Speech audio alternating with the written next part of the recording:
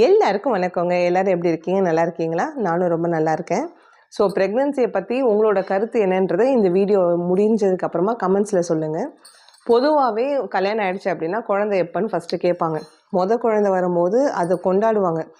2வது குழந்தைக்கு வந்து அவங்களே சுற்றி இருக்க அவங்களே வந்து ஒன்றும் பத்தாதுமா இன்னொன்று பெற்றுக்கணும் அப்படின்னு சொல்லுவாங்க. இதுவே 3வது போயிட்டோம் இல்லை 4வது போயிட்டோம் அப்படின்னு நினச்சிக்கோங்களேன், சுற்றி இருக்கவங்க மட்டும் இல்லைங்க, பார்க்குறவங்க எல்லாம் ஏன் இந்த காலத்தில் 3 ஏன் 4 அப்படின்னு கேட்பாங்க.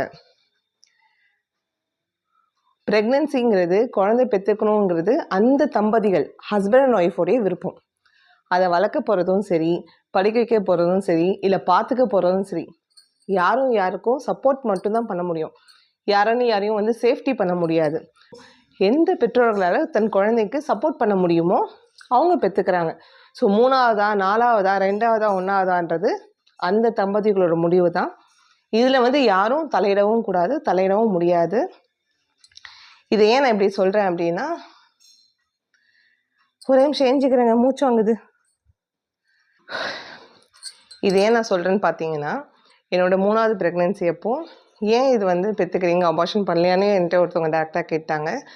என்னோடய ஃப்ரெண்ட்ஸ் சர்க்கிள்லேயே கூட உனக்கு ரொம்ப தைரியம் தான் அப்படி இப்படின்னு நிறைய கிண்டல் கேலிகள், இல்லை நெகட்டிவாக ஒரு சில விஷயங்கள், பாசிட்டிவாகவும் சொல்கிறாங்க பசங்க, அது இல்லைன்னு சொல்லலை.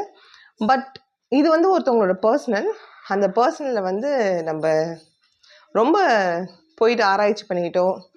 ஏன்னா எண்ட் ஆஃப் த டே அந்த ஹஸ்பண்ட் ஒய்ஃப் தான் அந்த குழந்தைய பார்த்துக்க போகிறாங்க. அதனால் தள்ளி இருந்து ஒன்று வாழ்த்துக்கள் சொல்லுவோம், இல்லை அமைதியாக போயிடும். கரெக்டுங்களா? உங்களுக்கு என்ன தோணுதுன்னு கமெண்ட்டில் சொல்லுங்கள். மீண்டும் உங்களை வேறு பார்க்குறேன். until then bye.